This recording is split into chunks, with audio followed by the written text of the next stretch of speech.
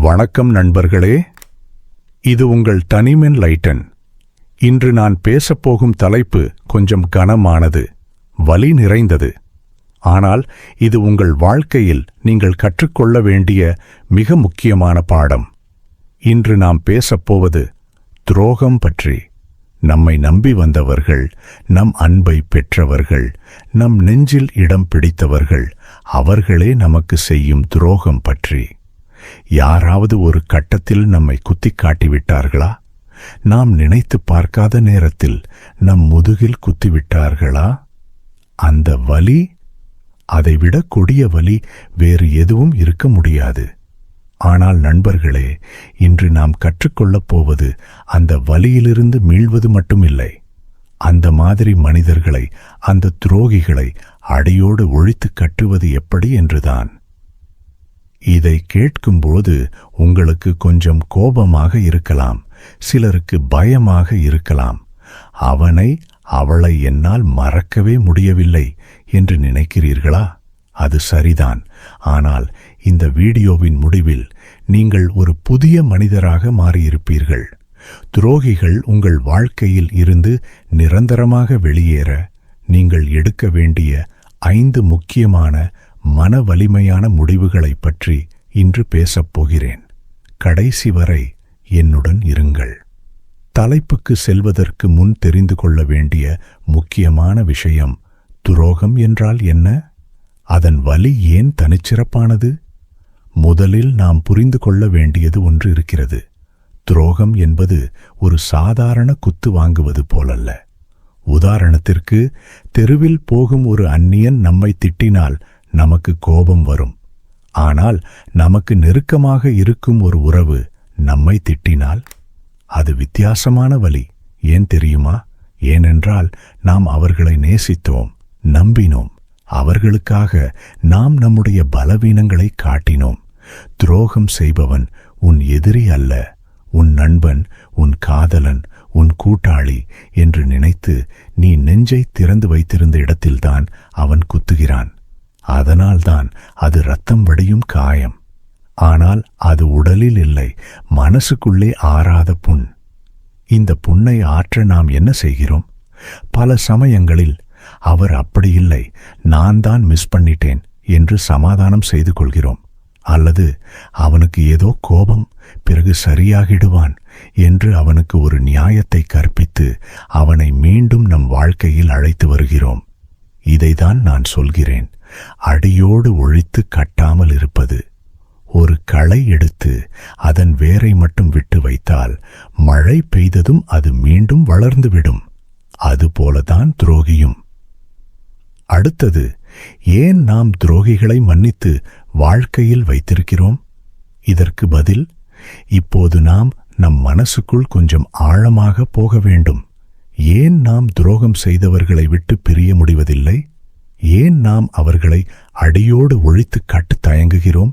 இதற்கு 3 முக்கிய காரணங்கள் இருக்கின்றன. 1. நினைவுகளின் பிடி, த கிரிப் ஆஃப் மெமரிஸ். நாம் அவர்களுடன் கழித்த நல்ல நாட்கள், சிரித்த தருணங்கள், கடினமான நேரத்தில் அவர்கள் கொடுத்த ஆறுதல், இந்த நினைவுகள் ஒரு சுமையாக நம்மை அழுத்துகின்றன. இவ்வளவு நல்லவனாயிருந்தவன் இப்படி செய்துவிட்டானே என்ற குழப்பம் நம்மை வாட்டுகிறது. ஆனால் நினைவில் கொள்ளுங்கள், ஒரு நாள் உங்களுக்கு ருசியான உணவு பரிமாறி மறுநாள் உங்கள் உணவில் விஷத்தை கலந்து கொடுப்பவனை நீங்கள் சமையல் கலைஞன் என்று பாராட்ட முடியுமா? கூடாது. ஒரு நல்ல நினைவு, ஒரு கெட்ட துரோகத்தை மன்னிக்கும் உரிமையை அந்த நபருக்கு கொடுக்கக்கூடாது. 2. தனிமையின் பயம், ஃபியர் ஆஃப் லோன்லினஸ். மனிதன் சமூக விலங்கு. நமக்கு யாராவது வேண்டும். அந்த நபர் நமக்கு துரோகம் செய்துவிட்டார், ஆனால் அவர் இல்லாவிட்டால் நாம் தனியாகி விடுவோமோ என்ற பயம் நம்மை ஆட்டிப்படைகிறது. சரி, இவர் கெட்டவர்தான், ஆனால் இவர் இருந்தால் கொஞ்சமாவது பேசுவதற்கு யாராவது இருக்கிறார்கள் என்று நினைக்கிறோம். நண்பர்களே, துரோகியுடன் இருக்கும் தனிமையை விட தனிமையில் இருக்கும் வெறுமை மேல். ஏனென்றால் துரோகியுடன் நீங்கள் இருக்கும்போது உங்கள் மனம் அமைதியாக இருக்காது. நம்பிக்கை இல்லாமல் வாழ்வது தனிமையில் வாழ்வதை விட கொடுமையானது. 3. மாற்றும் நம்பிக்கை, false hope of change. இதுதான் மிகப்பெரிய விஷம். அவர் மாறிடுவார், அவளுக்குத்தான் தெரியாமல் போயிட்டுது, இன்னொரு வாய்ப்பு கொடுத்தால் சரியாயிடுவாள். இப்படி நாமே நம்மை ஏமாற்றிக் கொள்கிறோம். ஒரு முறை உங்களை காட்டிக் கொடுத்தவன் திரும்பவும் காட்டிக் கொடுப்பான் என்பதற்கு உதாரணம்தான் வரலாறு. மனிதர்கள் மாற மாட்டார்கள், அவர்கள் முகமூடிகளை மாற்றிக்கொள்வார்கள். அதை புரிந்து கொள்ளுங்கள். இவை 3ம் தான் துரோகிகளை மன்னித்து வாழ்க்கையில் வைத்திருக்க காரணம். இப்பொழுது விஷயத்திற்குள் செல்லலாம். துரோகிகளை அடியோடு ஒழிக்க 5 மன வலிமையான படிகள். சரி, இப்போது நாம் நடைமுறைக்கு வருவோம். இந்த 5 படிகளை பின்பற்றுங்கள். இவை உங்கள் வாழ்க்கையில் இருந்து அந்த நஞ்சை முழுவதுமாக அகற்றும். படி 1. நிதர்சனத்தை ஒப்புக்கொள்ளுங்கள். Accept the reality. அவர் உங்களை காட்டிக் கொடுத்து விட்டார் என்பதை ஒத்துக்கொள்ளுங்கள். இல்லை இல்லை, அவர் சொன்ன காரணம் நியாயமாக இருக்கும் என்று அவருக்கு வக்காலத்து வாங்குவதை நிறுத்துங்கள். உங்கள் உணர்வுகள் சரியானவை. உங்களுக்கு வலித்திருந்தால் அது வலிக்கத்தான் செய்யும். அந்த வலி உங்களுக்கு உண்மையை சொல்கிறது. அந்த வலியை மதியுங்கள், அதை உணருங்கள். அதை ஒத்துக்கொண்ட பின்னரே அதிலிருந்து மீள முடியும். படி 2. விஷத்தை வெட்டி எறியுங்கள். Cut off the poison. உங்கள் செடியில் ஒரு கொம்பு அழுகிவிட்டது என்று வைத்துக் கொள்ளுங்கள். அதை நீங்கள் வெட்டி எறிவீர்கள். அந்த அழுகல் மற்ற கொம்புகளுக்கும் பரவாமல் பார்த்துக் கொள்வீர்கள். அதே போலத்தான் இது. அந்த நபரின் தொடர்புகளை முற்றிலுமாக நிறுத்துங்கள். சோஷியல் மீடியாவில் இருந்து பிளாக் பண்ணுங்கள். நம்பர் டிலீட் பண்ணுங்கள். அவர்கள் இருக்கும் இடங்களுக்கு போவதை தவிருங்கள். இது கடுமையாக இருக்கலாம், ஆனால் இதுவே ஒரே மருந்து. நஞ்சை வெட்டி எறியாவிட்டால் அது உங்கள் முழு உயிரையும் குடித்துவிடும். படி 3. பாடம் கற்றுக்கொள்ளுங்கள், வலியை அல்ல. Learn the lesson, not the pain. இப்போது ஒரு கேள்வியை நீங்களே கேட்டுக்கொள்ளுங்கள். இது ஏன் நடந்தது? நான் எங்கே தவறு செய்தேன்? அவர்களிடம் இருந்த என்ன அறிகுறிகளை நான் கவனிக்க தவறினேன்? இது உங்களை நொந்து கொள்வதற்காக அல்ல, இது உங்கள் எதிர்காலத்தை பாதுகாப்பதற்காக. ஒரு துரோகி உங்கள் வாழ்க்கைக்கு ஒரு ஆசிரியன் போல. அவன் உங்களுக்கு ஒரு பாடத்தை கற்றுக் கொடுத்துவிட்டு போய்விடுகிறான். அந்த பாடத்தை மட்டும் எடுத்துக்கொள்ளுங்கள். யாரையும் நம்பக்கூடாது என்ற பாடத்தை அல்ல. யாரை நம்பலாம், யாரை நம்பக்கூடாது என்ற பாகுபாட்டை கற்றுக்கொள்ளுங்கள். படி 4. உங்கள் மதிப்பை உணருங்கள். Realise your Worth. உங்களை காட்டிக் கொடுத்த ஒருவருக்காக நீங்கள் ஏங்குவது உங்கள் மதிப்பை நீங்களே குறைத்து மதிப்பிடுவது போலத்தான். நீங்கள் ஒரு வைரம். ஒருவன் உங்களை பார்த்து இது சாதாரண கல் என்று சொல்லிவிட்டு போய்விட்டான் என்று நீங்கள் கல்லாக மாற முடியுமா? முடியாது. நீங்கள் இன்னமும் வைரம்தான். அவன் கண்ணில்லாதவன். அவனுக்கு உங்கள் மதிப்பு தெரியவில்லை. அது உங்கள் குறை அல்ல, அவனுடைய அறியாமை. உங்களை நீங்கள் நேசியுங்கள். உங்களுக்கு நீங்களே மரியாதை கொடுங்கள். படி 5. புதிய தொடக்கம். A fresh start.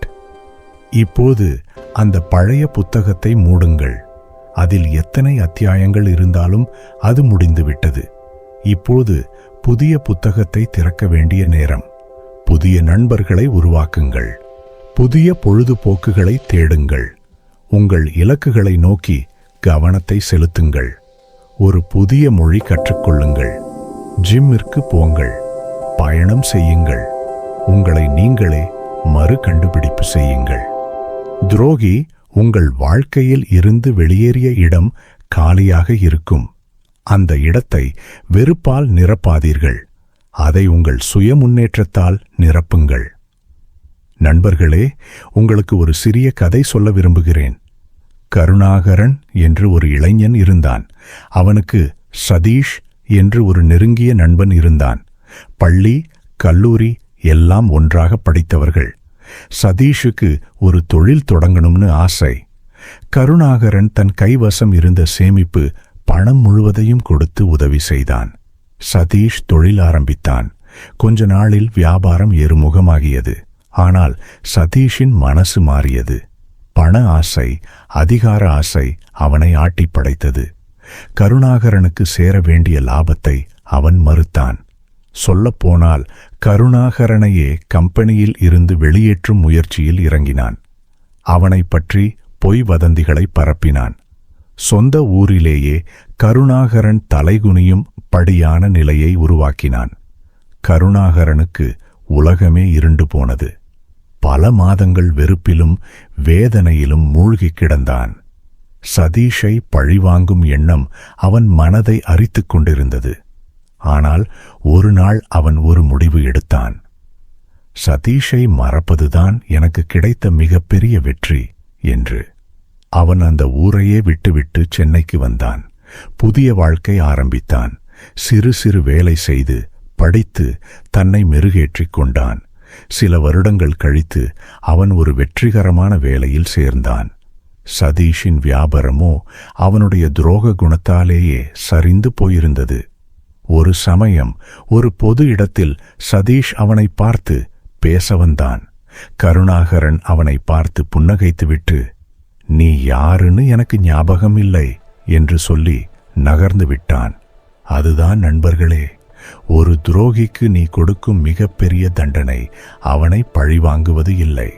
அவனை முழுவதுமாக மறந்து உன் வாழ்க்கையில் நீ சாதிப்பதுதான், நீ வெற்றி பெறுவதுதான் அவனுக்கு நீ கொடுக்கும் மிகப்பெரிய அடி. நண்பர்களே, துரோகிகள் வருவார்கள். அவர்கள் நம் வாழ்க்கையின் தேர்வுகள். அவர்கள் வரும்போது வலிக்கும், உடைத்து போடுவார்கள். ஆனால் அந்த இடிபாடுகளுக்கு நடுவில் இருந்தும் நாம் எழுந்து நிற்க வேண்டும். அவர்களை அடியோடு ஒழிப்பது என்றால் அவர்களை கொலை செய்வது அல்ல. அவர்களை பற்றிய நினைவுகளை, அவர்கள் மீதான அன்பை, அவர்கள் மீதான வெறுப்பை எல்லாவற்றையும் உங்கள் மனதில் இருந்து அகற்றி விடுவது. அவர்கள் இல்லாமல் என்னால் வாழ முடியுமா என்று இன்று நீங்கள் கேட்கலாம். ஆனால் நான் சொல்கிறேன், அவர்கள் இல்லாமல் நீங்கள் வாழ்வது மட்டுமல்ல, நீங்கள் செழிப்பாக வாழ்வீர்கள். உங்கள் சிரிப்பு உண்மையாக இருக்கும். உங்கள் அமைதி கெட்டியாக இருக்கும். உங்கள் நம்பிக்கை பலமாக இருக்கும். எனவே இன்று முதல் ஒரு முடிவு எடுங்கள். உங்கள் வாழ்க்கையில் உள்ள நச்சு மனிதர்களை, துரோகிகளை கண்டுபிடியுங்கள். அவர்களுக்கு ஒரு கடைசி வாய்ப்பு கொடுத்து பாருங்கள். தேவைப்பட்டால் திரும்பவும் அதே குணம் இருந்தால் பிடிவிடுங்கள். அடியோடு வெட்டி எறியுங்கள். ஏனென்றால் உங்கள் மன அமைதியை விட மதிப்புமிக்கது இந்த உலகத்தில் வேறு எதுவும் இல்லை. நீங்கள் ஒரு சிங்கம். சிங்கங்கள் நரிகளுடன் சுற்றித் திரியாது. நரிகள் வெகு தூரம் ஓடிய பின்னேதான் சிங்கம் தனது இரையை பிடிக்கும். உங்கள் சுற்றத்தை சுத்தம் செய்யுங்கள். உங்கள் வாழ்க்கையை சிங்கம் போல வாழுங்கள். இந்த வீடியோ உங்களுக்கு பிடித்திருந்தால், உங்கள் மனதை தொட்டிருந்தால் லைக் பண்ணுங்கள். இது போன்ற மேலும் பல மோட்டிவேஷன் வீடியோக்களை பார்க்க எங்கள் சேனலை சப்ஸ்கிரைப் பண்ண மறக்காதீர்கள். இந்த வீடியோவை துரோகத்தால் பாதிக்கப்பட்ட உங்கள் நண்பர்களுக்கு ஷேர் பண்ணுங்கள். ஒருவேளை இது அவர்கள் வாழ்க்கையை மாற்றக்கூடும். உங்கள் எண்ணங்களை கமெண்டில் பகிருங்கள். உங்கள் கதைகளை என்னுடன் பகிருங்கள். இது உங்கள் டனிம் என்லைட்டன் மன மாற்றத்தின் தொடக்கம். சப்ஸ்கிரைப் செய்ய மறக்காதீர்கள். நன்றி. வணக்கம்.